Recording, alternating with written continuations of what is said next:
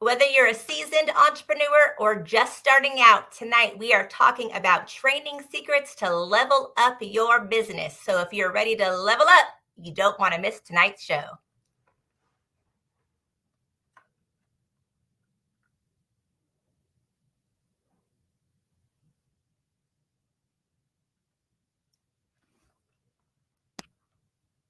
Our goal is simple: to help you achieve the dream and vision you first had when you thought about starting a business.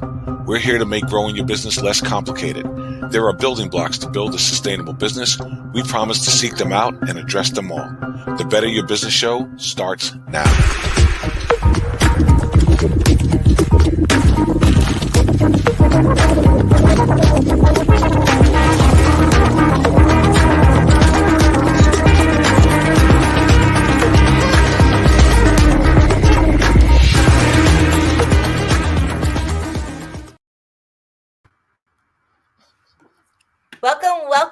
Welcome to the Better Your Business Show. I'm Natalie, and we are excited to have you with us tonight as we are talking about training secrets to level up your business. And my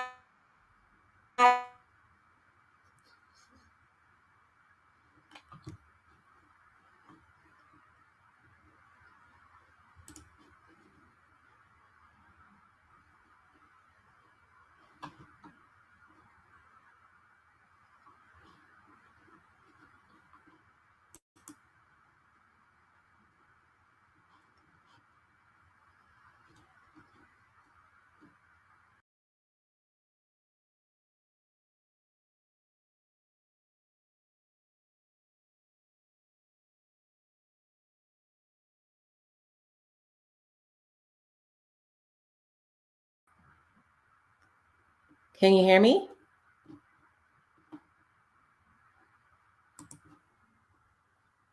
Okay, Bernie?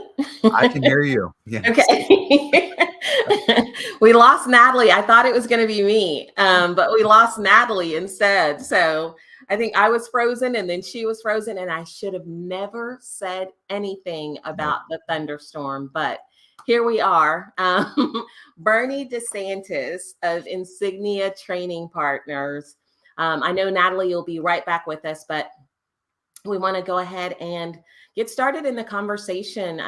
We, as everyone knows, we have a pre-show convo, and we were talking about some of the challenges of small business owners. But before we do that, let's talk a little bit about Insignia.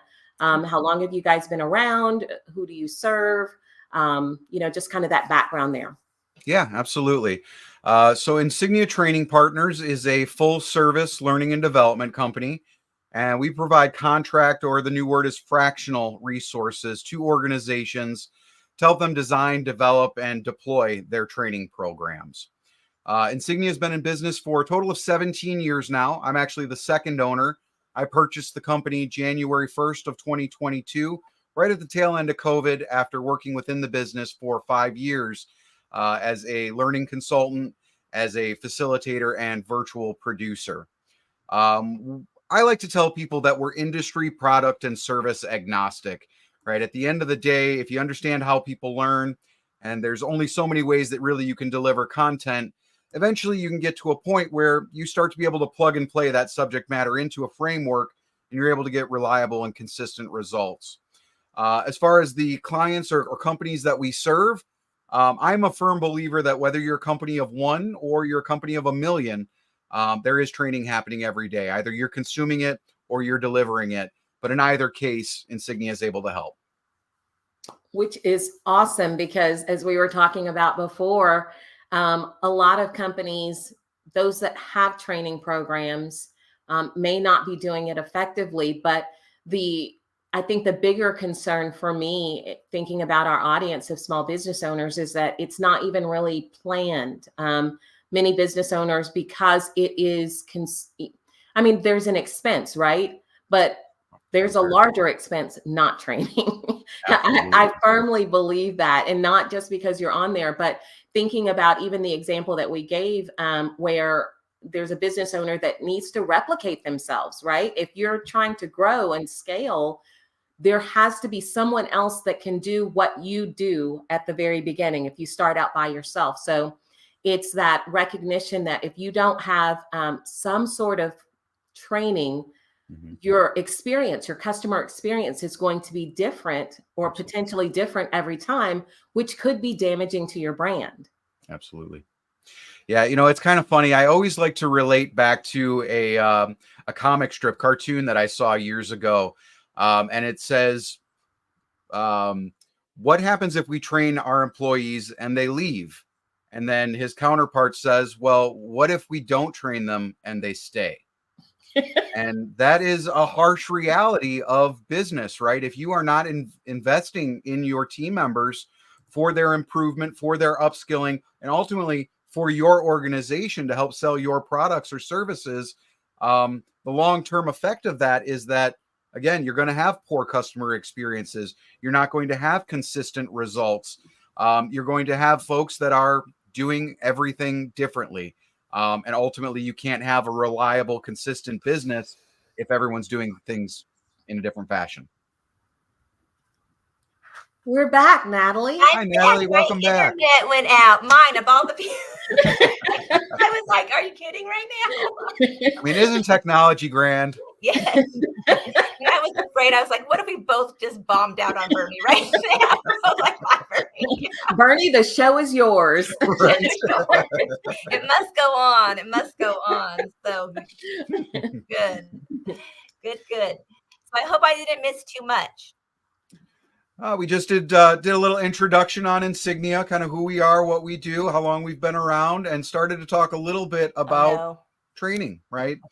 So, when we're talking about small businesses, to, back us up a little bit from the pre-session show, really that first step for the small business owner is creating the standard operating procedures, right? Especially if they're a solopreneur, it's really hard to duplicate what you as that subject matter expert do every day unless it's documented, right? There is a simplistic and frankly, it's genius to have checklists, to have those standard operating procedures that somebody can read right down. This is how you do it, X, Y, Z. It's the simplest form of training, is just having documented processes.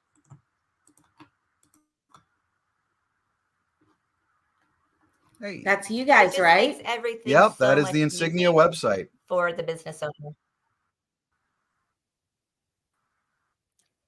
It just makes everything so much easier when you have those things in place. It makes absolutely expansion does. easier. It makes training more effective. Yeah, I mean, so when we sorry, we have a little bit of a lag, I think. I think we were all good. Go ahead, Shanna. Okay. So I guess when we think about the fact that a lot of companies don't have a training program or don't think about it until, I guess it's always in the distance for them. When I get to a certain size, then I need to think about training. But why do you think that is? What are some of those common misconceptions that especially small business owners have when it comes to training and learning development? Well, I think unfortunately a lot of organizations, they look at training as kind of that necessary evil, right? I have to train my people in order to get them productive, right? In order to get them out doing whatever the job is, selling the widgets, providing the service, whatever that may be.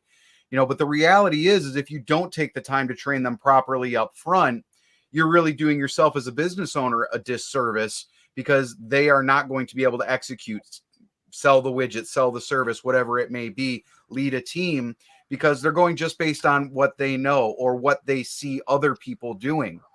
Now, if you don't have trainers, right, there is a time to do shadowing and things like that. But like we talked about in the pre-show, if the guy Joe, who is your top salesperson, who you're having everyone shadow, is doing it his own way and not the way that the company from a standard operating procedure wants it done, well, you get 2 or 3 training classes down the road. Now it's Joe's training that has morphed into Sally's training, that has morphed into Bob's training, that is nowhere near what was originally taught to Joe, that first employee, that superstar. Because, let's be honest, a lot of the superstars that are out there, the great salespeople, they kind of figure things out on their own, like what really works for them. Yeah. And, that's great for them, but it's not always repeatable because it may be a personality trait. That's not always something that's teachable to other people, right? And that can cause a challenge down the road, because what happens if Joe leaves the company? Now you don't have his sales skills anymore, but now you're relying on the tribal knowledge, as diluted as it might be, from the rest of the staff who learned from Joe. So with it being Your considered, business is never really running efficiently. No, exactly. If you don't take the time to consciously think through how you're going to train and develop your people, you can't get consistent and reliable results. But furthermore, in this day and age, you have to, as a business, be willing to invest in your people and be willing to grow them, because the current generation that's coming into the workforce, the whole quiet quitting thing and all of this nonsense, the reality is a lot of these companies are not investing in training. They're not investing in coaching and developing people. And the folks of this current generation that are coming in right now, they are seeking that. They want companies that will invest in them, that are going to help them grow to be better. And if you as an organization are not taking the time and making the investment to do that, that workforce is going to go find a company that will do that. And they will unfortunately put you out of business if you're not willing to make that investment. that is so true. You know what I'm curious about? Because I think the statistic is that most employees are only going to have about a 7-year turnaround, right? The majority. I'm curious to know if that increases employee retention. Oh, absolutely. Training programs. Yeah, most definitely. I mean, I want you to think about something for a second, Natalie. If have there been jobs where you have quit in the past? Yes. Have you ever quit a job? And what was Yeah. the reason that you quit a job? And I'll even put some words in your mouth. It was probably because you didn't have a really good leader, right? They didn't take the time to coach you. They didn't provide. I'm making an assumption Every because that's time. usually true of most people when they quit. It's because they had a bad leader. Wow. Yeah. Right. So, investing in things like leadership development and coaching, that brings the organization to that next level. They're not just telling people what they're doing wrong. They're now coaching and telling them how to do things the right way, giving them appropriate feedback. Just telling somebody that they did something wrong, that's not feedback. Right. And So then you have to take the time to rapport or invest. influence with them at that point anyway. They just don't like you. Right. Well, and for me, the last job that I had, I felt like I wanted to grow more, right? I felt like there needed to be more room for growth. And I really, that was at the height of the pandemic when everything was just shutting down. And I had time to sit and think about it because it was a great experience for the time that I was there. But I started really looking at how many people were quietly quitting, and they were already checked out. They're not doing anything but collecting a paycheck because no one is monitoring, or they're doing bare minimum at that time. And it really made me start thinking about 3 things: that a lot of companies were losing people because of either people, processes, or training, right? You have the wrong people in these positions, getting your SMEs to be a trainer, to teach people how, and without any real knowledge or understanding of how to communicate to them, how adults learn and the different learning styles. So it's either people in the wrong position or they're in the right position, but there aren't any processes, like you said, the standard operating procedures. There's none of that in place that really supports what you're asking them to do. And you haven't really evaluated that, or it's training. You've got the people, you've got the processes or procedures, but you haven't trained them properly how to use those. And people get frustrated as a result of not feeling like they can grow anywhere, or that they don't have the resources that they need. And it's a lot of it can be solved by making sure that you've got them in the right place, you've got support for them, and that you've trained them how to use the resources at their disposal. That's exactly right. And it's unfortunate because there's so many great workers out there, so many people who really truly want to do a great job for their employer. They want to enhance and advance their careers. But if they're not given the tools to do so, it's like handcuffing them, right? I mean, they have no other alternative than to seek out other employment, right? I mean, what is the incentive in a lot of cases for these folks to go above and beyond if their organization is not developing them appropriately, not giving them the tools? I mean, I can struggle more and try harder, or I can do absolutely nothing more than what I am capable of, and I'll collect the same paycheck. And you're going to spend the exact same amount of time and energy on me. Well, Yep. I mean, I'm a pretty ambitious guy, but I know what I would do. Right. Agree. Same. Here. I would be like, okay, it's not my fault that you're not willing to slow down and invest in me. That's right. Well, and I think, Natalie, to your point when you were asking earlier, if that increases retention, if training increases retention, and I would say absolutely, for that reason, you are investing in me.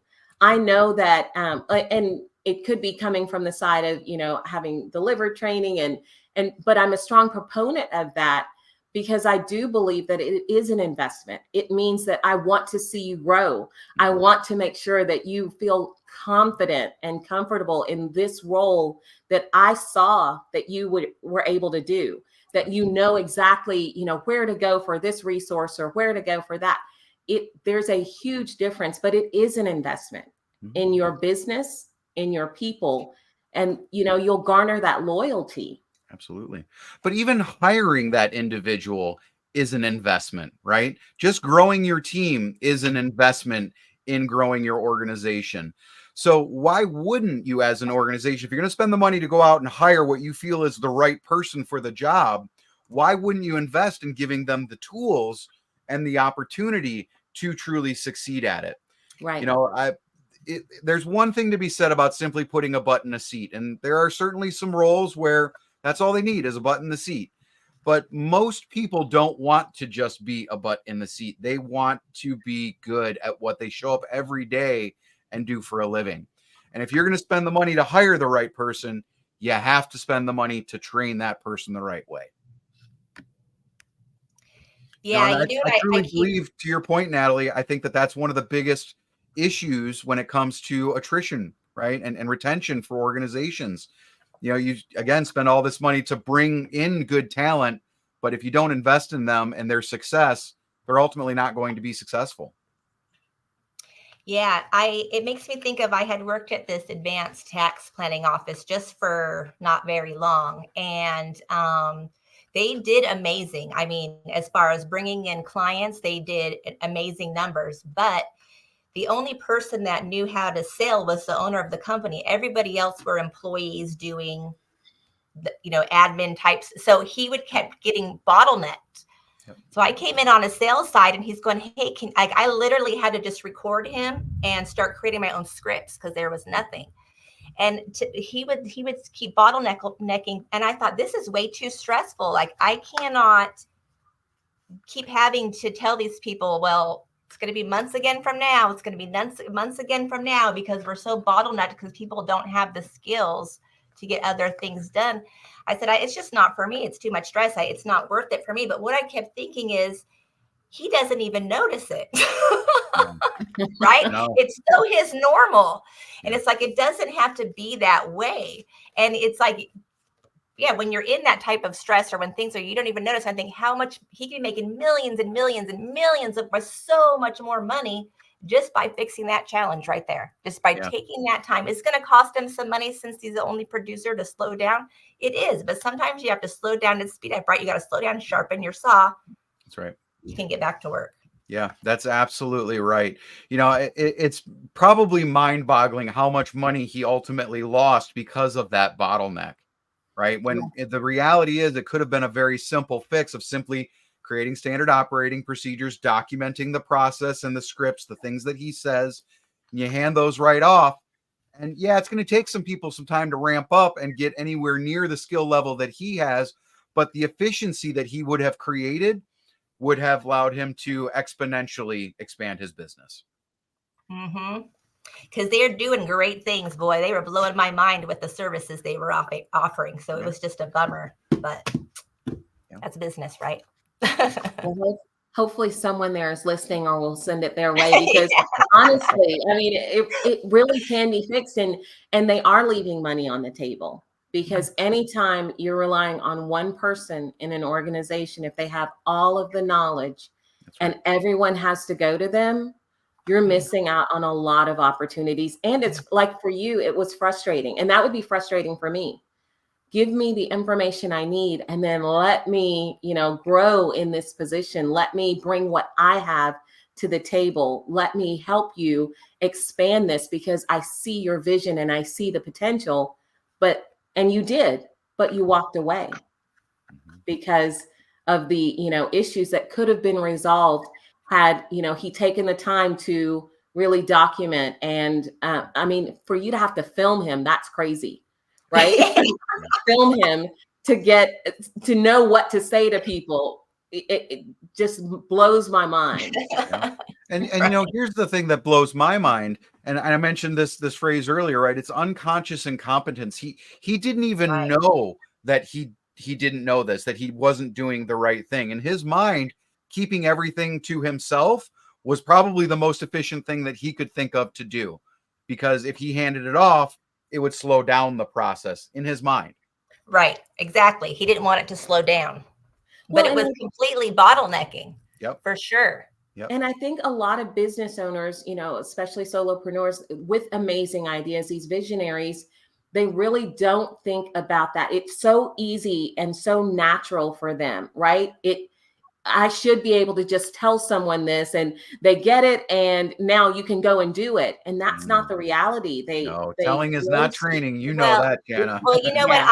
I'm gonna be honest with you. I don't think that was his mindset. So here's another perspective. I think he really would have wanted to take the time. It grew so fast. So that's the other thing you have to, like I'm telling you, right? They're doing amazing things. It's the other thing I think of as business owners. They just were growing to where it was like, I don't even have, how do I slow down from this? I mean, in a year, they grew by over 150%. Wow. So it Wow. was huge growth. Yeah. He needs to be introduced to Bernie right away, I immediately. know. Right now, immediately. Bernie's Right. I'll seriously. send my team in. We will extract the information. We will record him, He and we does will look like document Bernie. every process. Wait, you would be perfect. You would be perfect. Oh boy. And then Bernie, just remember me, voiceover actress. I can do it. I can do I it. got Okay, so let's talk about practical things, because what we don't want to do is remind business owners that they're not doing this without saying, here are some things that you can do. Here are steps that you can take if you haven't already thought about training and development, even from, just your first employee that you bring in or your first contractor that you hire. Help us go through the process or some practical steps that business owners can take. Well, I would say that the very first thing to do is to document your processes, right? Create your standard operating procedures. Again, have that checklist that you could quite literally hand it over to someone and then go right down that list and complete each step in that process and complete the task, right? So having documentation is numero uno. You have to be able to you have to have documentation that you can hand off to somebody in order for them to repeat what it is that you are doing or have already done. The second piece, especially from a small business or solopreneur perspective, I mentioned this earlier, whether you're a company of one or you're a company of a million, there is learning and development, there is training happening every day. So, either you're going to consume it or you're going to be the one delivering it. Now, as a small business owner, you may not be a trained trainer. That may not necessarily be your cup of tea. But there are a lot of resources out there, both free as well as inexpensive things. I'm sure that a lot of my, cohorts will be disappointed to hear me say this, but places like YouTube are actually great resources. It may not go super deep on a topic, but you can get a good idea of how to do things, how to lead a team, how to manage, particular processes or different systems. You can learn about different programs, right? Maybe you're not an Excel whiz, but you can jump on YouTube, watch a couple of videos, and guess what? By the end of those videos, you can now write some formulas, right? So there are a lot of ways that even as a small business owner with a very small budget, you can still deliver some level of training. We talked about this in the pre-show as well, right? LinkedIn Learning, a lot of the stuff out there, it is, kind of surface, but it's free and it gets you deep enough and gets your thinking going that you can start to work from that. Now, is it going to be the end all be all? No, probably not. There will still be some things that you need to fill in the gaps as a small business owner, but it gets you that head start, right? It gives you some place to go from as opposed to starting from zero, right? There's a lot of people out there who are surprisingly turning to TikTok for things that they want to learn. It, like I as a business, I don't want to be on TikTok. But I found out recently that people are going to TikTok to learn new skills. So guess what? I'm on TikTok now. So Bernie, Shanna, what is it that people go to TikTok for? What is it again? OnlyFans is teaching Oh skills. no, That's it what was he said. OnlyFans that we were talking about, and training. They go there for training as well. Yeah, that's why your partner is on OnlyFans. There's a training course they're taking. But yeah, I hate to feed that fire, but there are actually a lot of content providers. Yeah, who we deliver really it were through talking about OnlyFans. that. I look up recipes on TikTok sometimes. But a lot of people do. It is, and we're going to go ahead and continue this conversation because going live and trying to pull up things, my system is just like, are you kidding? Are you kidding? So we're going to stay with you, Bernie, and we'll do Just Good Business the next time. We've got an amazing company. But let's talk about ROI for a minute, because we don't want people to think of this as a necessary evil. This is an investment. So how do you measure that return on your investment? What should you be looking at to determine, yes, I've gotten my money's worth. What I paid for this training to develop it, even if that's me taking the time to do that, how do I know that I've achieved that return on investment? Yeah, that's a really good question, Shanna. And I'll be honest and tell you that for most organizations, it's really difficult to figure out your return on investment. I will say that, generally speaking, particularly as it pertains to leadership development, there have been a lot of studies that have been done out there. And oftentimes you're looking at things like 7-to-1 return on investment simply by focusing on those very specific areas, right? So if you're talking about, let's say, sales training as an example, you want to look at what are your KPIs? What are the objectives of training?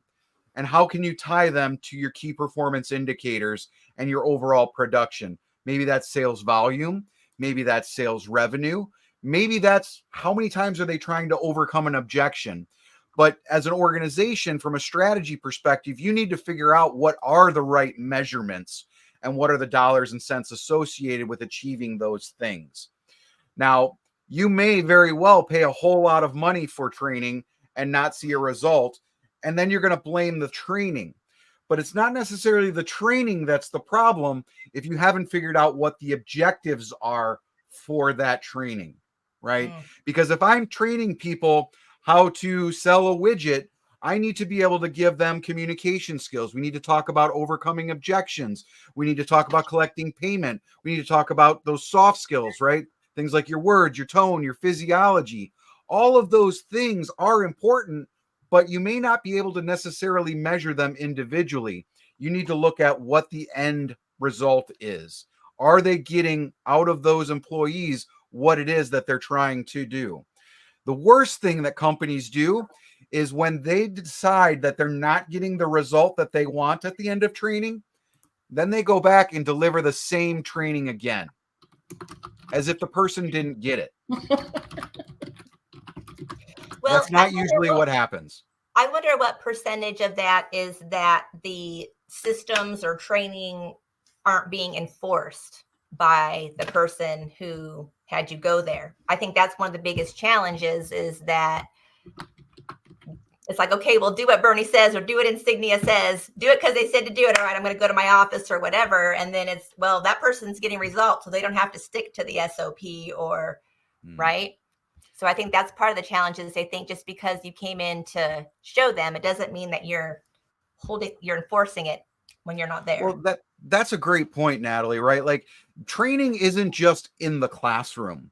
Training is really the full cycle, right? From the moment that they step into onboarding through to about 90 days after they've finished training. There needs to be ongoing coaching and follow-up and reinforcement for at least 3 months after they've finished training to make sure that those new habits have stuck. It takes anywhere from 3 to 5 weeks minimum to create new habits. So if you're not staying focused on those 3 to 5 weeks on those new things that they've learned, those processes and procedures, they will absolutely fall by the wayside. 100%. And that's a huge problem. There are lots of organizations that actually deliver great training, but there's absolutely no follow-up after the fact. And so people, when left to their own devices, are going to go to the path of least resistance. Wow. Yeah. Exactly. All right. Well, we are going to take about 20 seconds to reset. We're going to come back with Matt Strum, our business owner. He's going to share a little bit about his business, and then we're going to see what we can do to help him level up. Awesome. All right.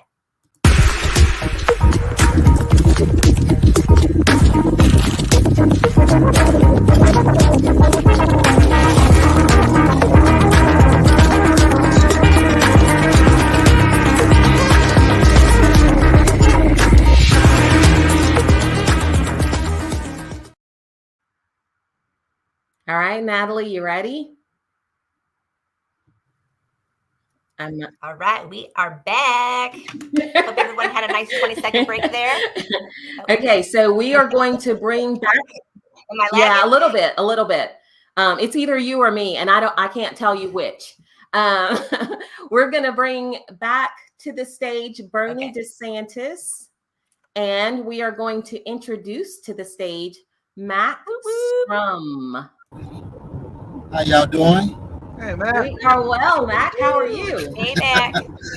I'm doing fine. I'm on the road here headed to Pittsburgh, so you might see some light shining, and my laptop is on my lap, so that's shining on me. It's all part of the experience. Yes, and then of course tomorrow's being Saturday, you know, it's the big event in Columbus, so. Yeah. No, tomorrow. Oh, you know, my days are mixed up because I actually got off of work Thursday today, and we're headed up to Pittsburgh, and we'll be there until Friday. Yeah, we'll be leaving from Pittsburgh to go head up to Columbus Friday for the meet and greet. Yeah. And then Saturday, the big event. Which is awesome. Okay. So Matt, tell us about your company. That's what we want to hear about. We love the idea of the event Saturday, but tell us about On Time Entertainment. Okay, well, the name of my company is On Time Entertainment. And first of all, I've been DJing for about 20 years plus.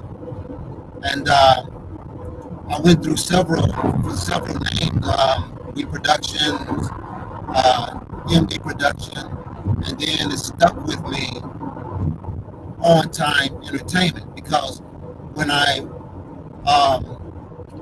involving myself in something, I try to be on time, and that stuck with me. So I figured, like, okay, wait a minute, I can use this to get the word out and let people know, you know, if you need any DJs or if you need me as a DJ, you know, we're always on time.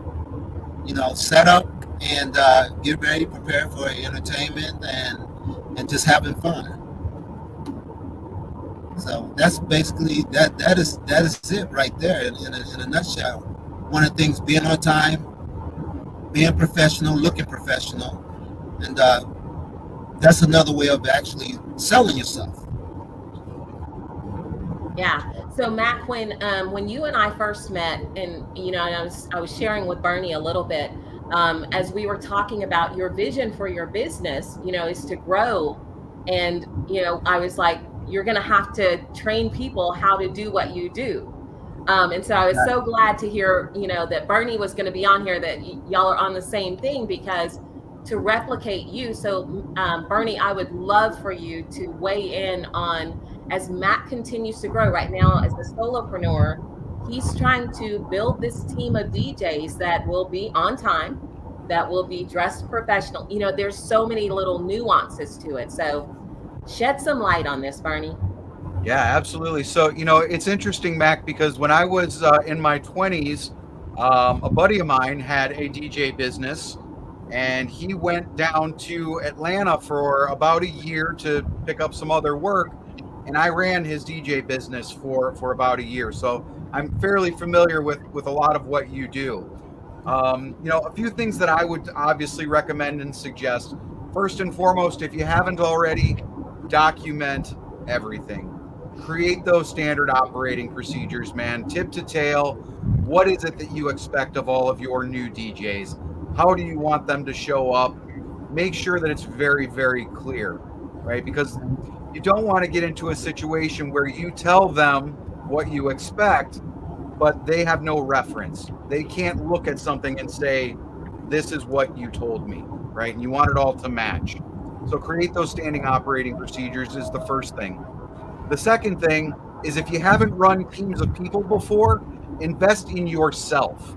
Spend some time focusing on learning leadership, how to run and operate teams, how to communicate effectively, how to coach and provide feedback.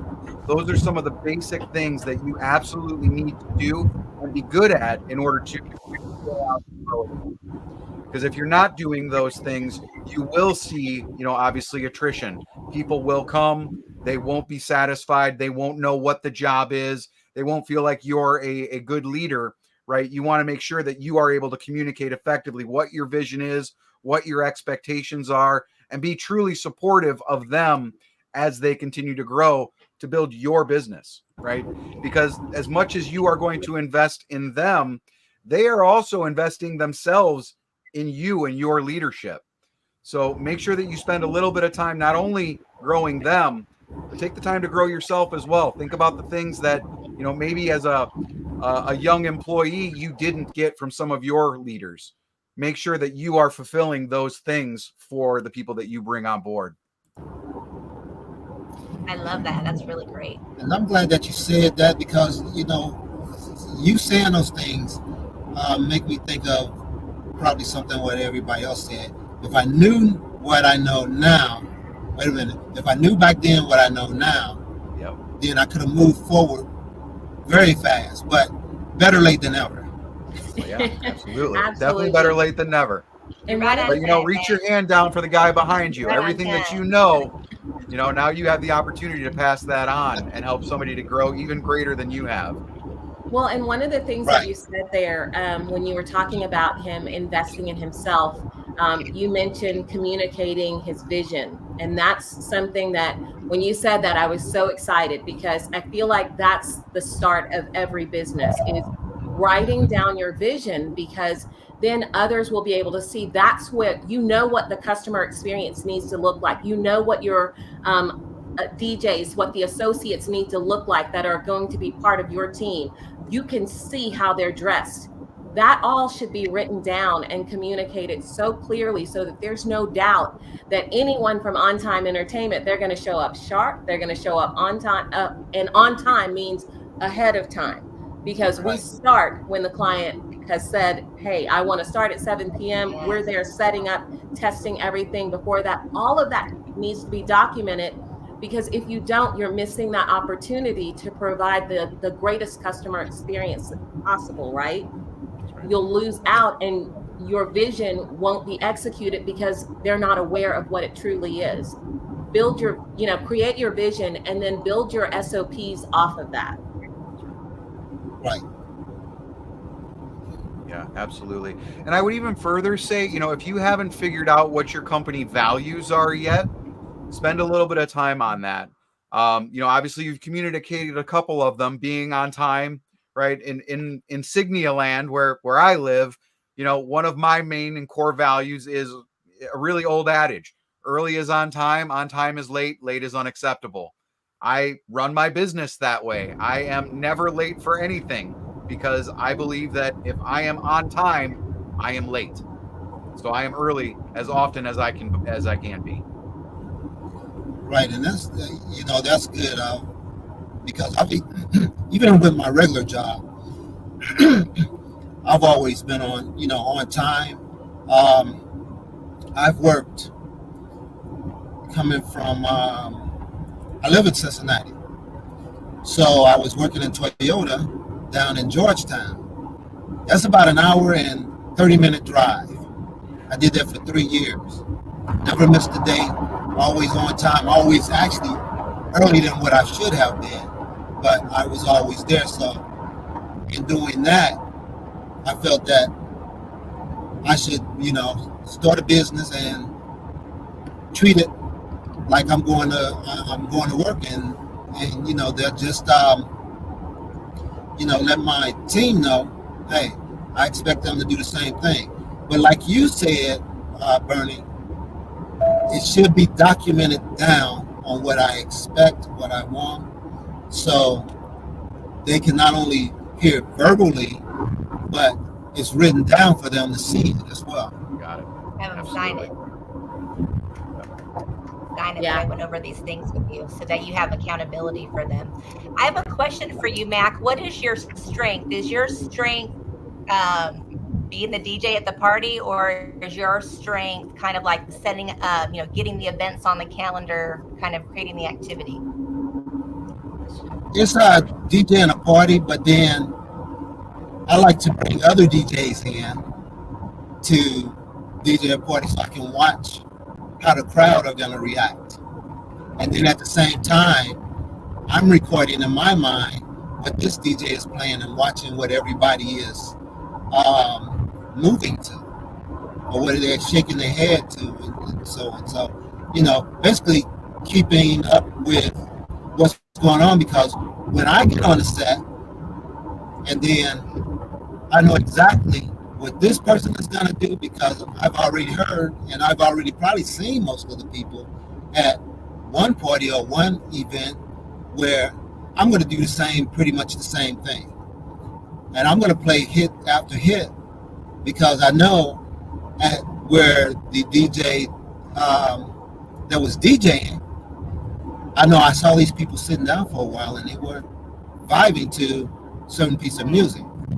So that would be my strength in that. My strength is kind of putting events together. I haven't did it in a while, but that is one of my strengths. And I'm working on more of communicating. I'm relaxed. I'm relaxed right now, so so Shannon probably seen me at some of the meetings on the Wednesday meetings, and it's like, what should I say? And this, this and that, and then I'm working at the same time, trying to listen to the meeting, but I'm relaxed. I'm not driving. I feel great. So, and that's it. I want to say my weakness. So my weakness is that it'll come and it'll go. So at one day or time I could be like relaxed and talking real calm. The other, I may stutter from time to time. So that is something that I'm working on. Yeah, you got to work on being a consistent force for your team members, right? You have to be consistent in how you deliver your messages and how you communicate, because people, if you're one person one day and somebody completely different the next, you're very unlikely to get consistent performance from your people, because they don't know if you're Dr. Jekyll or Mr. Hyde today. Right, exactly. And that is true. So I am working on my vocabulary of what to say and what not to say, and I'm really actually coming enlightened by this AI. So it's pretty cool. So I've been, how can I say, practicing. Awesome. Which is great. So let me ask you this, Mac. What are some of the challenges that you see with growing your business? Well, some of the challenges is meeting the right people who is going to get the job done. I had a team back in the day. Well, I won't say back in the day, probably about 3 years ago, and that's when I came up with the name On Time Entertainment. And I think what happened is me being too trustworthy, because we would meet on a Tuesday, and to make things kick off, we'll bring like $100 to the table and put it in a pot. This is when I was then working down at the Toyota plant. That was a long drive for me, so sometime I could not make it to the meeting. So I delegated it to someone else, and also had them to hold the money. That was a bad mistake on my behalf. So lesson learned. Right. Anyway, I came up with this. But wait a minute. As time went on, we were supposed to open up an account. My name was supposed to be on it. The gentleman taking the money and opened up a bank himself. Right. And he was not supposed to do that. And one of the gentlemen is telling me, well, I started On Time Entertainment. I'm the head of On Time Entertainment, and so on. Anyway, something happened, and so I just broke everything up and went about my way, saying, hey, you know what? I can't trust anybody, but I have to trust, or either have to check people out, and so on, and see how they move, how they work, how they communicate, and just make things happen. Just make it happen the right way. I came up with this thing to actually, instead of passing out flyers for an event, they can actually just go to the website, and if they want to buy a ticket, and then they can purchase a ticket from there. No money exchanged to any of the partners. It just goes straight into the bank. Yep. So and it's easy. So you don't have to worry about it it's being tracked by the bank. You get an invoice of what's going on, and basically that, just you really actually keeping up with everything yourself. And then when it's time to take care of the DJs that are out there, then you can either, if they have Cash App or whatsoever, you can Cash App them, or whatever source that they have out there, so the DJ can get their funds or their money. If they're late, and then they will be docked, because what's going to happen too is when dealing with people, there will be a comment where they can do up on the site, as far as how was the DJ, did he do this and that? How did he communicate, or he or she communicate with the crowd? So let me ask you this, Mac. Are Yes. those processes that you already have in place? And we've only got about a minute, so I want to give an opportunity for each of our panelists here to give you some feedback. But are those processes that you have in place as of right now? They're coming in place. They're being worked on. Okay, perfect. So Okay. yeah, those are being worked on. So Bernie, let's get because we are at time, let's get some final feedback from you for Mac. Anything that you can hear that might help as he's trying to grow based on what he's identifying and where he's going? I would say that there's a couple things there from just based on what I heard.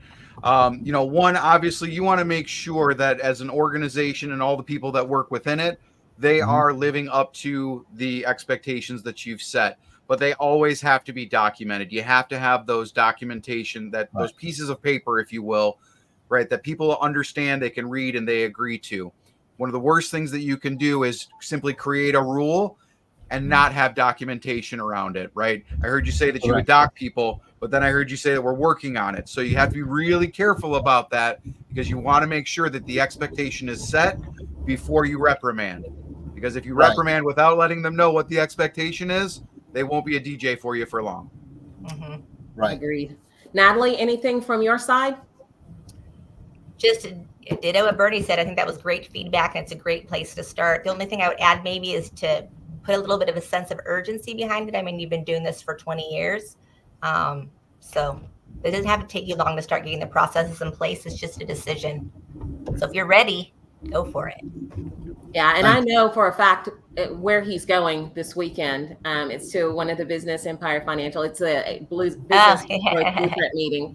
So BEF, I got invited to that. Yeah, so he is actively working on all of these things. Awesome. And for me, I have to mirror that same sentiment, and it is document everything, starting with your vision and let everything flow from there. But it needs to be documented, and these are living documents, right? So they will change as your business grows and evolves. Don't keep doing things the way that you've been doing them just because. Really examine that at some regular cadence and then change that, but then communicate that out clearly. And at some point, you're going to need the Bernies of the world. You're going to need help developing that training that will solidify this in every one of your employees or your contractors. It will help them understand exactly what it means to be an on-time entertainment DJ. So, all right. We'd love for you to stay. Mac, I know that you're on the road. Bernie, we'd love for you to stay. We're going to bring Fitzroy in. Mac, you got someone in the comments. I would love to connect. There is so much potential with you and AI, Robert Bowman. So, all right.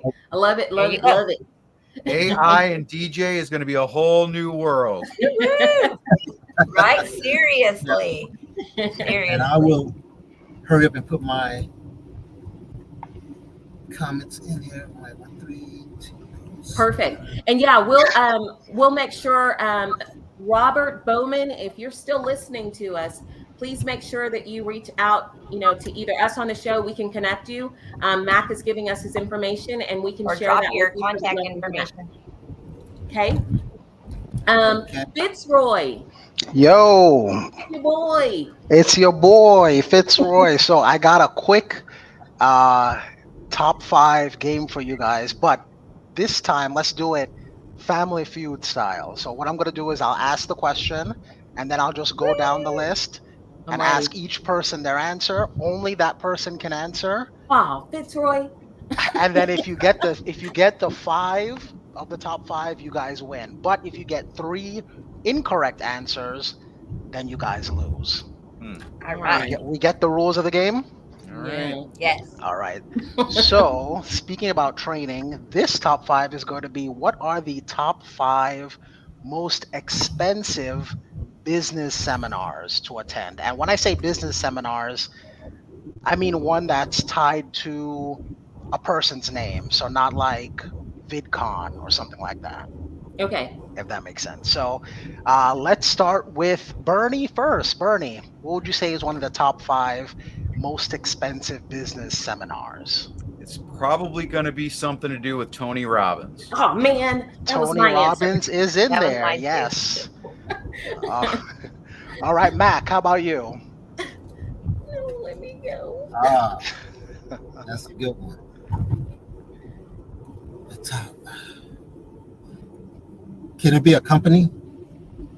It's a per. Has to be a It person. has to deal with a person. Oh, it has to deal with a person. Okay.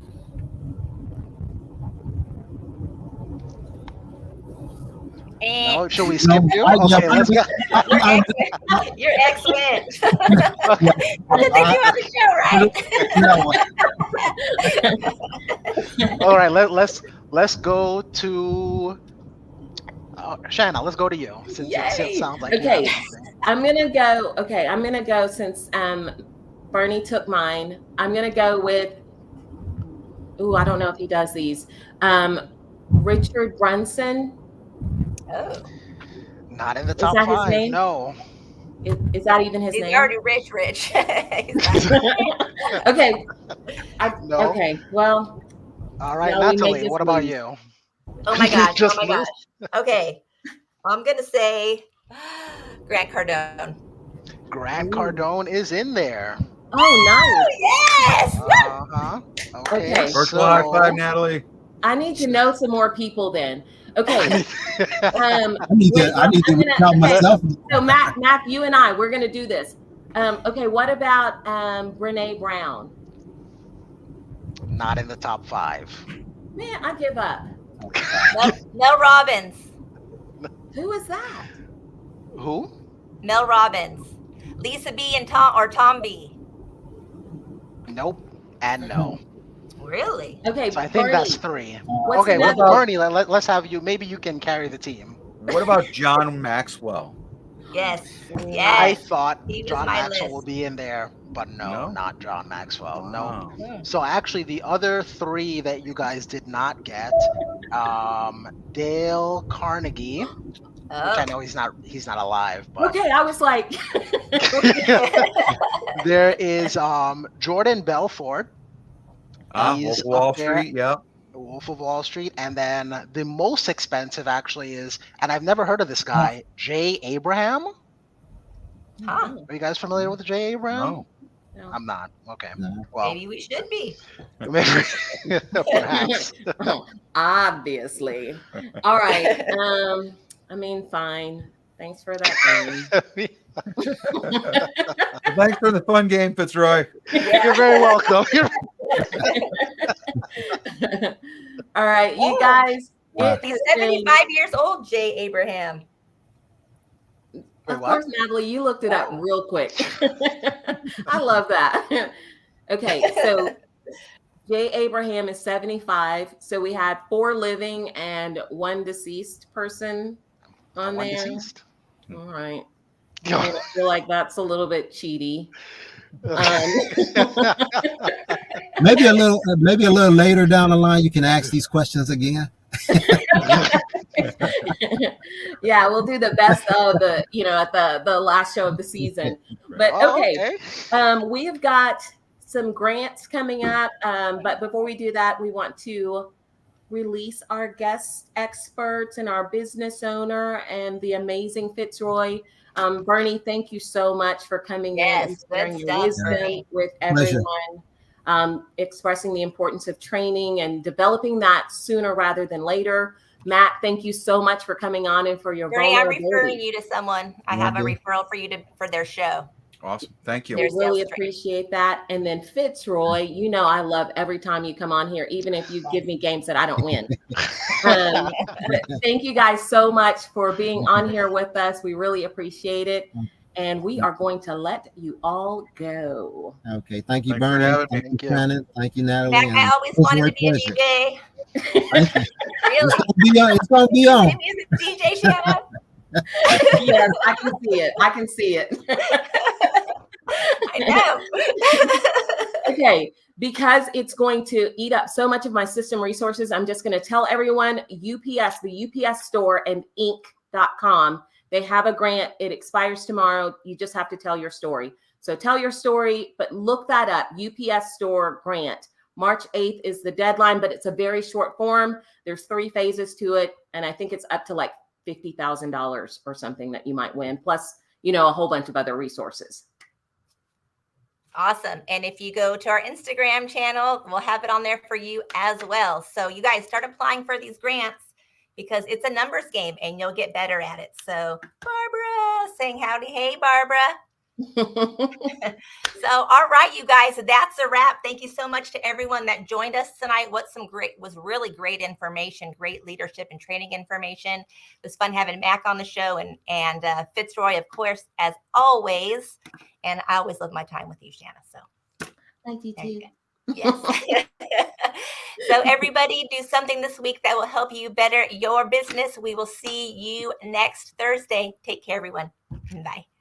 Our goal is simple: to help you achieve the dream and vision you first had when you thought about starting a business. We're here to make growing your business less complicated.